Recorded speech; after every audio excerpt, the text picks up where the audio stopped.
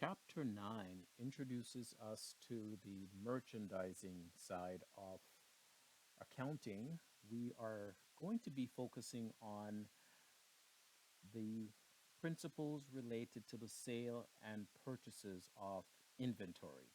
So we are shifting away from the service firm exclusively to now looking at a merchandising firm. Could be a retailer, a wholesaler, or a manufacturer. There are two primary methods to account for inventory. One method is called the perpetual inventory method, the word perpetual suggesting ongoing, and that is exactly what this method of accounting allows. So we can tell at any given point in time how much inventory is on hand that is available for sale.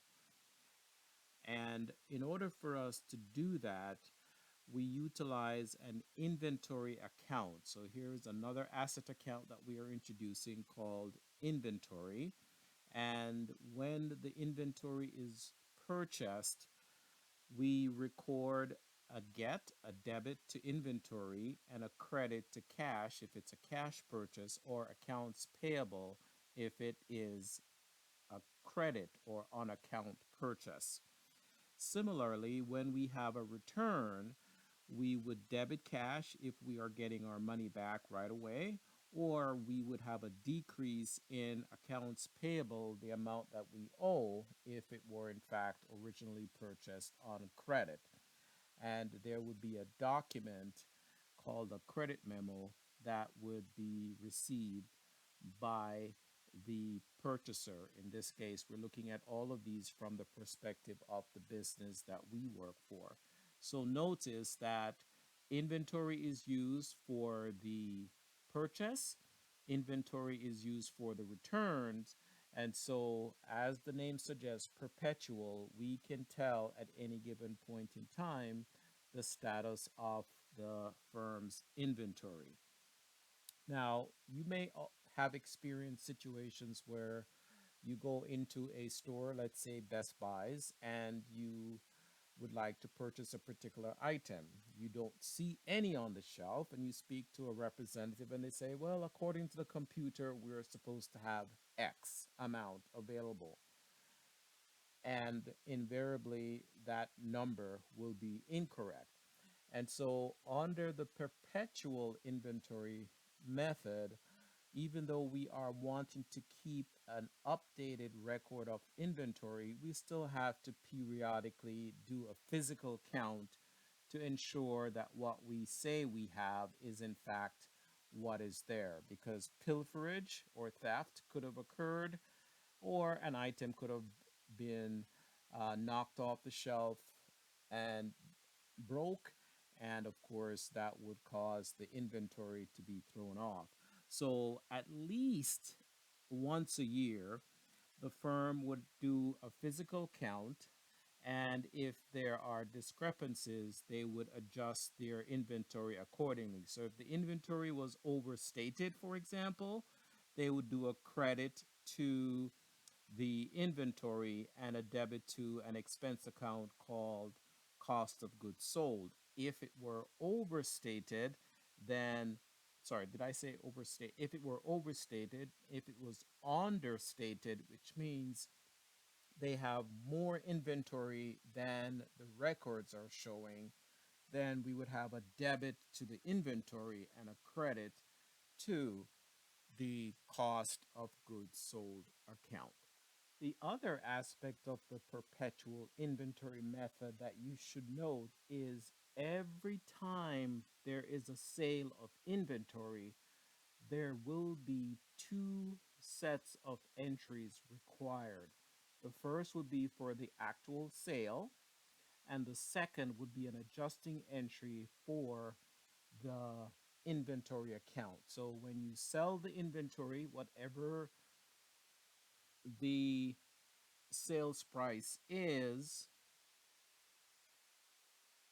so whatever the sales price is, you would debit cash or accounts receivable and credit the inventory. And then the second part of that entry would be a debit to cost of goods sold and a credit to inventory. Of course, you can see by crediting the inventory, we're taking that amount out of inventory and we are recording an expense for the item.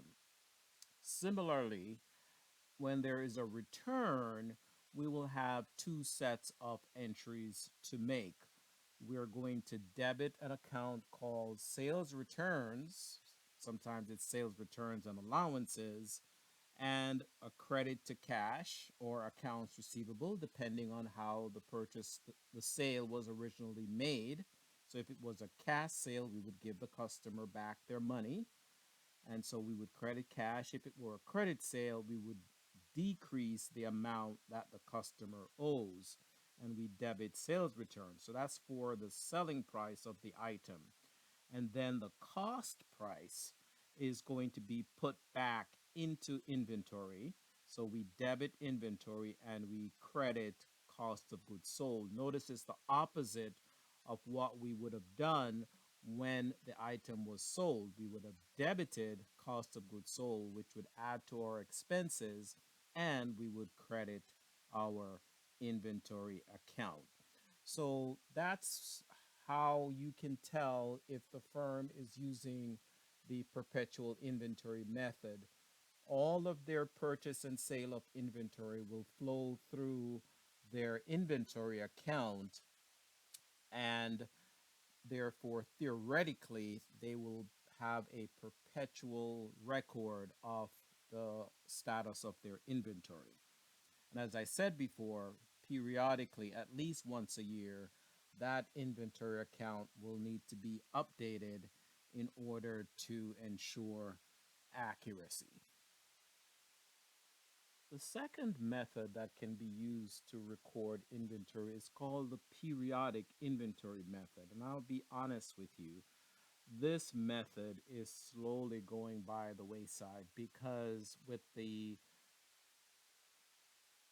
proliferation of computers and the ease with which this can be done, most companies are using the perpetual. But for those who still use the periodic, and quite frankly, this is still being put in accounting textbooks simply to illustrate the concept of calculating cost of goods sold, the company uses the perpetual. But if they do use the periodic, and for the purpose of this class, you will see problems requiring you to record based on the periodic inventory method. So let's quickly go through the aspects of this approach. So with this approach, when inventory is purchased, it goes into an account called purchases, which is a get. So instead of using inventory, they use a temporary account called purchases, and they would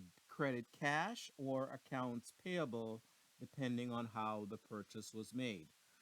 Then, if we have a return, we would not go through inventory or purchases. We would have another account called purchases returns. And again, if it was a cash purchase that we originally made, we would debit cash.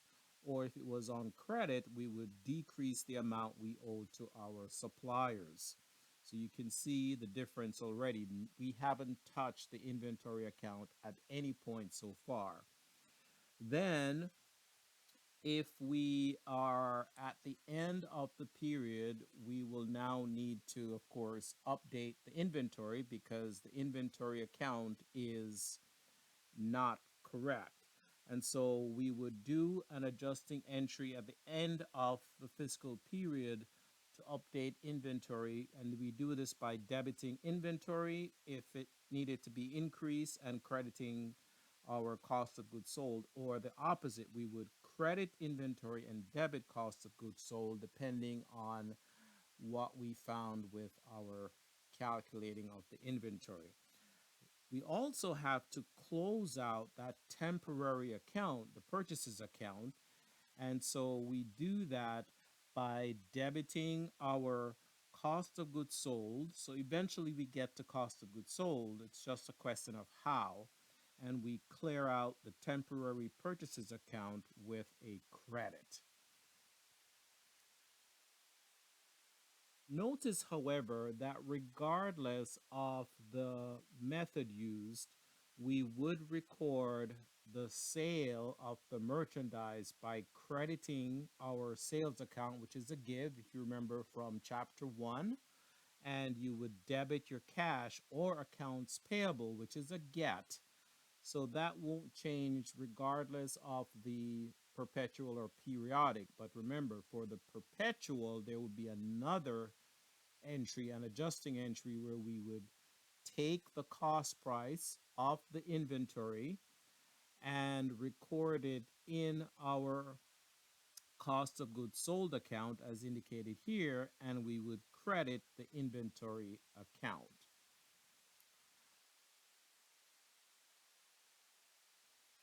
The other thing that we would have to be aware of with regards to inventory is this idea of how or who, sorry, is going to pay for the cost of transporting the inventory, and when it is that we can actually record the purchase in our books, or when we can take the inventory off of our books. There are two key terms that are mentioned in your book, and I'll add another two just to bring you up to date. There are free on board destination and free on board shipping point. And these terms are telling us when it is that the buyer is going to assume responsibility for the purchase. So, for example, if I am ordering an item from Amazon and it is being shipped to me FOB destination, it means that Amazon maintains responsibility for that item until it gets to my address. That will be FOB destination. And what it also means is that if FOB destination is the term under which it's being sold, Amazon cannot technically record that as a sale until the item reaches my address. On the other hand, if it's FOB shipping point and I am purchasing from Amazon, then as soon as the item is placed on with a delivery company, say UPS or FedEx, then it becomes my product, and Amazon would immediately be able to record that particular sale. So again, notice that if it is FOB shipping point, then ownership shifts from the seller to the buyer from the moment it is shipped. And if it's FOB destination, then ownership does not shift from the seller until it gets to the buyer's destination or the destination of the buyer. There are similar terms used as well. So, FOB destination, a similar term that you may see is DDP, delivery duty point, which is indicating that the full responsibility of this is going to be assumed from the delivery point. And then you have the FOB or the FOB shipping point or XW, which is sometimes called X Works. But those are terms that you may come across as well. The bottom line, FOB destination, the responsibility for the inventory shifts to the buyer when it gets to that buyer's destination. So it still remains the seller's until then. FOB shipping point, once it gets placed with a carrier delivery company, then the ownership will go from the seller to the buyer. Couple additional points before we get into the show me problems for chapter 9. This is another way in which accounting tries to be efficient, and that is you have specialized journals to record certain types of transactions. So there's the general journal that can be used to record any transaction, including adjusting entries and closing entries that you may recall from the first five chapters. But then you can have specialized journals, and these are called specialized journals because they are used to record specific things. So, for example, the two major specialized journals that are introduced in chapter 9 are the sales journal and the purchases journal. The sales journal, as you can surmise, would be used to record the sale of merchandise, and the purchases journal is used to record the purchase of merchandise. There are two other specialized journals that you will learn of, and they are the cash receipts journal and the cash payments journal. Whenever you are using specialized journals, you then do not record those specific transactions in the general journal. So if I'm using a sales journal, I will not record the sale of inventory in my general journal.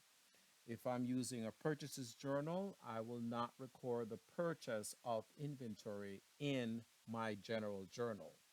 So the specialized journals will record the specific transactions for which they are dedicated, and then the general journal will record everything else. In addition to having specialized journals, we also have specialized ledgers or subsidiary ledgers. So, you know of the general ledger. This is the ledger that has all the accounts making up the chart of accounts for your business. And within that general ledger, you have an asset account called accounts receivable and a liability account called accounts payable. So these two are in your general journal, sorry, general ledger, along with your cash account, your other assets account, your liability accounts, and so on. Then we have these specialized ledgers or subsidiary ledgers. They're subsidiaries of the general, and they serve specific purposes. So there is an accounts receivable ledger, and this contains all the accounts for each of your customers.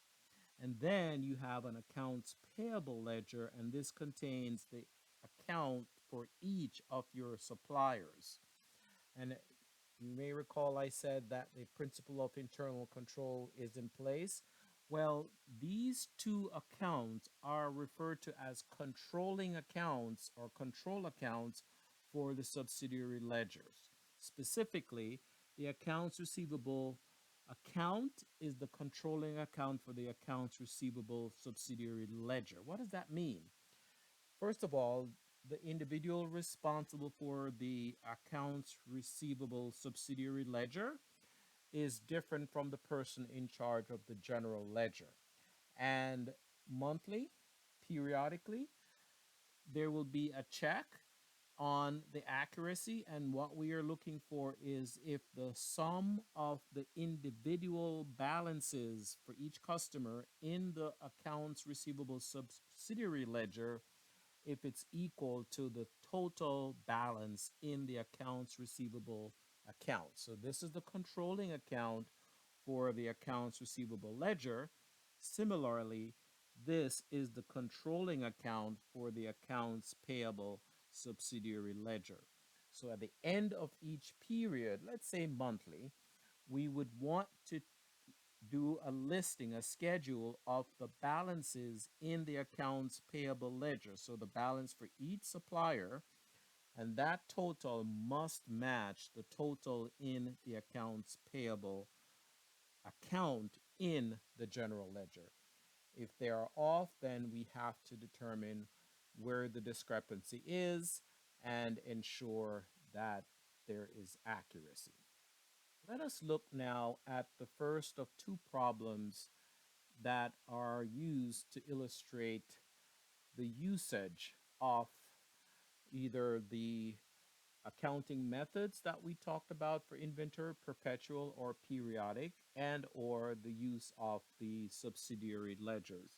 So this is problem 94B. You would have been assigned 94A, and so the concepts are going to be similar. So in this particular problem, we are working in the books of this particular company, and you can see here that Con Inc. Um, they are located in Denver, Colorado. And so that will help us to determine if something is being shipped or purchased FOB destination or FOB shipping point. The other thing to note in this problem is that we are told that the company uses these perpetual inventory method. And so we will have to adhere to that when we are recording the transaction. So the first one is November 3rd, and they sold merchandise on account, which means that they are selling it and collecting the money, hopefully at a later date. And you can see that they sold the inventory. The invoice amount is given to us. Invoice number is here, 5440, and you can see it was sold for $2482.51. But our cost is $1,961.18. And so we record on November 3rd. This is in the general journal because we're not using specialized journals in this particular problem. So in the general journal, we debit accounts receivable, and you can see here the reference to the specific customer. And what this is telling us is that they probably have a subsidiary ledger, and so there would be an account in that ledger for this specific customer. So we are debiting accounts receivable in the general ledger for 2,482.51, which is the selling price. And of course, since it was on credit, we're debiting the accounts receivable, and the give is to our sales account for the same amount. Because they are using the perpetual inventory method, however, we have an adjusting entry that we need to make. So we debit the cost price of this inventory to cost of goods sold. So that's my expense. And I credit inventory to decrease my inventory by the same amount. Very quickly, the difference between these two numbers, the selling price and the cost price, would be what we call the gross profit. Let's look at another transaction. This one is where we issued a credit memo and they give us the number. And this is for a return that we made to the company from whom we had bought the item. And you can see here that the amount involved was $227.09. And so we are going to record that particular return. We had sold the item, now it's coming back, so we record the selling price by debiting sales returns and allowances, and we are crediting the customer's account and accounts receivable for the retail price. But then the cost price needs to be put back into inventory. So the cost price is $227, and we decrease our cost of goods sold by the same amount. So again, because we're using the perpetual inventory method, we have to record the selling price of the return and the cost price of the return. This has nothing to do with the customer. This is all internal. However, it's an important adjustment in order to keep our inventory account up to date as best as possible. Let's move on to another transaction. This one is where we bought merchandise, and you can see that this one says FOB Memphis. Of course, Memphis has been in the news a lot recently, but FOB Memphis. And where are we located? We are in Denver, Colorado. So this means that the item that we are purchasing is FOB shipping point. If it were FOB destination, it would have indicated FOB Denver, Colorado. And so notice for this particular transaction for the 7th, what we are doing here is we are recording the total cost of that particular purchase plus the shipping charge. So we debit inventory with 3,989.16 and we credit accounts payable with the same amount. Again, notice that the name of the supplier is included, and this is telling me that even though we are not required to do this, this company has an accounts payable subsidiary ledger. So there is a ledger that has the account for this particular supplier, and this credit would be recorded there. Normally, you want to record entries for your suppliers and for your customers on a daily basis. So at any point in time, if a customer were to call, you would be able to give them updated information or up to date information regarding their account. And then we have another transaction, which is on the 9th for inventory that was purchased.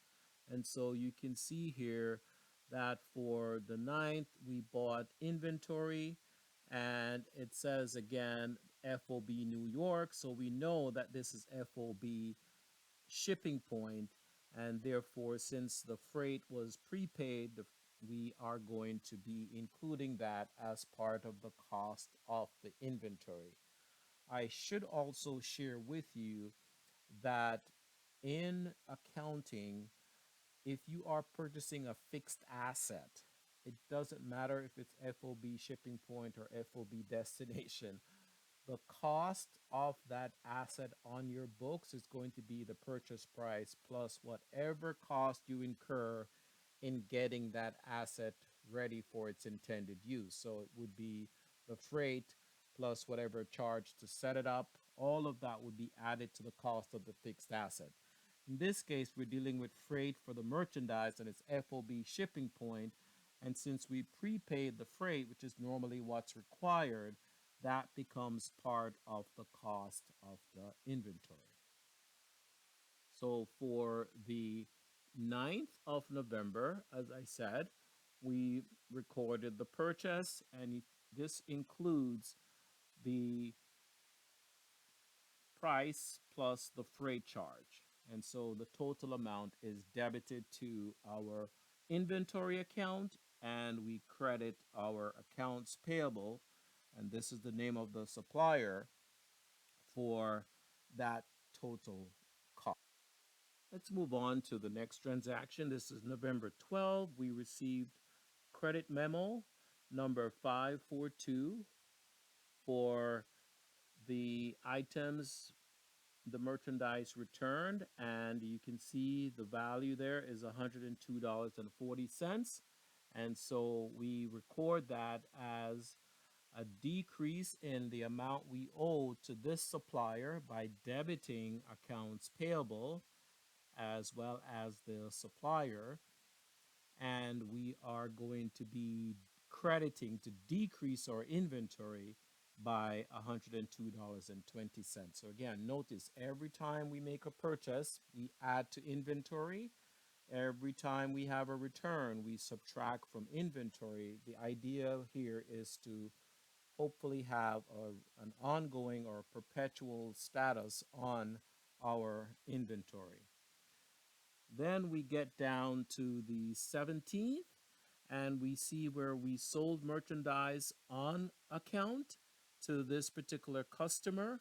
We have the invoice number, we have the selling price, we have the cost price. And so you would expect, as we have been doing, that we would record the selling price by debiting accounts receivable since it was on credit to this particular customer, and we credit our sales account. Of course, I have my narration in each journal entry for the transaction to give a brief description of why and what this particular transaction entailed.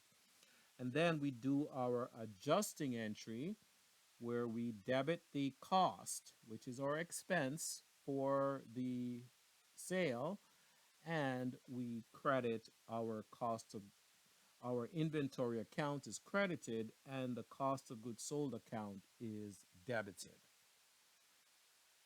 Almost there. Look at the 23rd.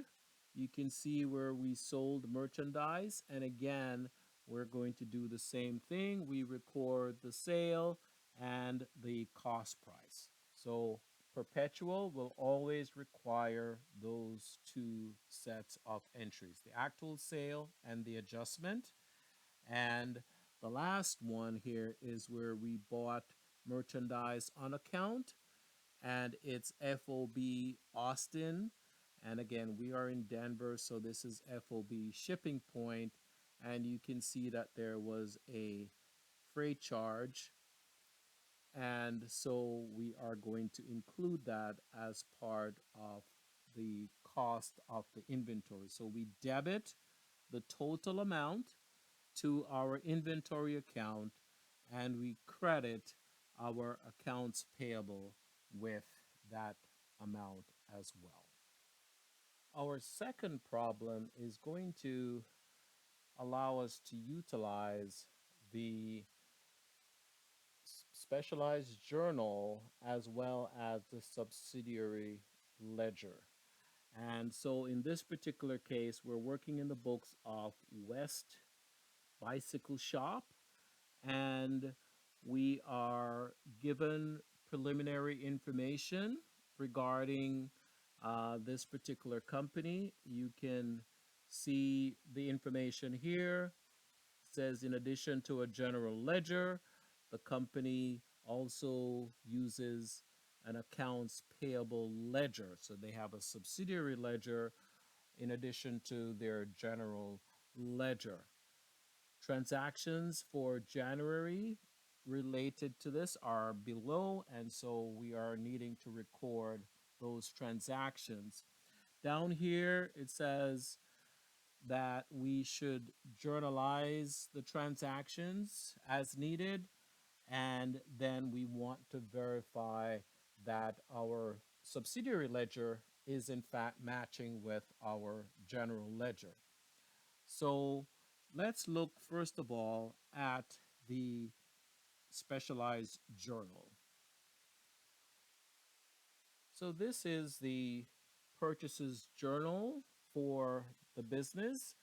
And notice that while we were not told whether the firm is using the periodic or the perpetual, based on the heading, specifically this column in the three-column purchases journal, we know that they are using the periodic inventory method. If they were using the perpetual, this account would be used in the same way, but it would be titled differently. It would be titled inventory, and it would be debited, but of course, because it is for periodic, it says purchases. Freight charges are going to be recorded in this column, and then our accounts payable is going to be recorded in this column. Notice when we use these specialized journals, it doesn't change the way that we record transactions in terms of debits and credits. It just gives us the information in a different form. So we're going to go through most, if not all, of these specific transactions, but notice the amounts in this column represent for each line is the amount that would be recorded in that particular supplier's account. And then this total here is what is going to go into the purchases account. Same thing here. Individual amount goes into the supplier, and this total here is going to go into the accounts payable account in the general ledger. So the controlling account is going to show this total, but in the subsidiary accounts payable ledger, you will see each of these amounts credited in the respective supplier's account. Let us take a look at one of the transaction. The first one is January 4, bought 50 10-speed bicycles. My kids would love that. And we bought it from this particular company. You can see the amount, the invoice number, and it was dated January 3rd. And I don't want to get too deep into this, but notice that this is FOB Topeka, and so this would be FOB shipping point. So technically, since we are the buyer, as of this date, this really belongs to us, even though it didn't get to us until the 4th, right? Because it's FOB shipping point. So, how do we record this transaction, this purchase from this particular supplier? When you look in the purchases journal, you will see, of course, the date and the name of the supplier. We have the invoice number, we have the invoice date, we have the terms net 60, meaning that we are expected to pay the full amount within 60 days. We can pay before, but there is no discount. We are expected to pay the full amount in 60 days. We have the post reference column checked, and this would indicate that we actually did post this amount into this particular supplier's account. So you're looking at this after the fact, after I have made all the entries, but technically a check mark in this column should only be there if and only when you have actually posted the item in that specific supplier's account. Or if it were a sales journal, same principle would apply. So we're going to debit purchases with this amount and credit accounts payable. But again, because we are using the subsidiary ledger, we're not going to be recording the individual purchases to purchases account. We're going to be recording the total. So here's my account number. So when I debit purchases with this total, I indicate that I have by writing in the account number for purchases. Similarly, this is the account number for freight. When I debit freight with this total, I will enter this number. When I credit this total to accounts payable, I will enter the accounts payable, the controlling account. I will record the controlling account number here. So these check marks in the post reference column indicates that I have entered the individual amount in each of the suppliers' account. And so you can go through each of the transactions and see how we arrived at the specific dollar amounts. Let's take a look though at this one because it's different from the others. Similarly, this one is different from the others. So let's take a look at the January 11 transaction to see why we separated the freight from the cost of the inventory. Here is the transaction for the 11th. We bought in inventory. We have the amount, we have the invoice number, and it is indicating the terms are 110 net 30 and it's FOB Kansas City. It says the freight was prepaid and added to the invoice. And so we are going to be showing that as a separate entry in the purchases journal. So here you can see that the freight charge is included here as part of the freight in account. And of course, the total amount is going to be credited to that particular supplier because we're going to be having to pay them for the inventory plus the prepaid freight. Under the perpetual, it is normal to simply record the total amount as a debit to inventory because in reality, this is the total cost of the inventory.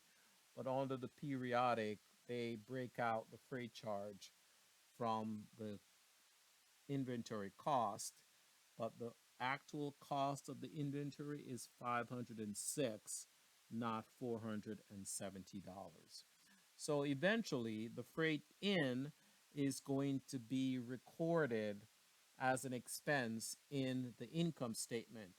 One of the differences, though, that you will see between the periodic and the perpetual is that the cost for the freight is going to be charged upfront, so to speak, because this total is going to be entered into your income statement, even though you may not have sold all of the inventory. Whereas if it were perpetual and you had added this to the inventory, then as the inventory is sold, the cost of goods sold would include a piece of the freight. Again, this is more for the intermediate accounting individuals, but I just thought I would mention it in passing.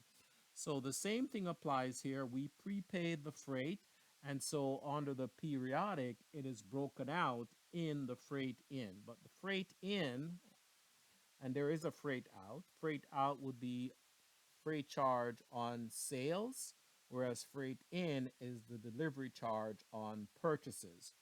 So at the end of the period, we're going to be recording the totals to the general ledger accounts, and the individual amounts are recorded. I would recommend daily to the individual supplier's account. Similarly, for your sales journal, the individual amounts would be recorded daily to each customer's account, and then at the end of the month, the totals would be recorded in the general ledger. So this is the general ledger, and you can see, for example, you may recall that this total was what we had at the bottom of the column for accounts payable. And so that total is credited here. And here we have our purchases and we debit. So we haven't changed the way that we record the purchase of inventory on account or on credit. We still debit purchases and credit accounts payable. The difference is when you have a subsidiary ledger, then you are going to be recording the individual amounts in each supplier's account, and the totals will go into the general ledger. So this is the general ledger where you have accounts payable. So this balance here for accounts payable is crucial because this is what the sum of the individual balances in your accounts payable subsidiary ledger must equal. If it doesn't, then we know that there is a problem. It could be with the senior accountant handling the general ledger, or it could be the accounts payable clerk, and there being an error on that side of the record keeping. So again, the general ledger has the control account for the accounts payable subsidiary ledger, and it would also have the control account for the accounts receivable subsidiary ledger. But the totals are recorded in the general ledger. This is the accounts payable subsidiary ledger, and this is where we have the account for each of the suppliers. And so the individual amount is what we will record for each of these suppliers. You can see their beginning balance, there's the credit, and this particular supplier is owed $948. Similarly, we can see there was no beginning balance for this supplier, but during the period we purchased $506. So that's the amount, and so on all the way down. Here are the other two suppliers. Again, the individual amount is credited to each supplier, and you can see the total amount owed to each. This is where we now do our reconciliation. We prepare a schedule of accounts payable.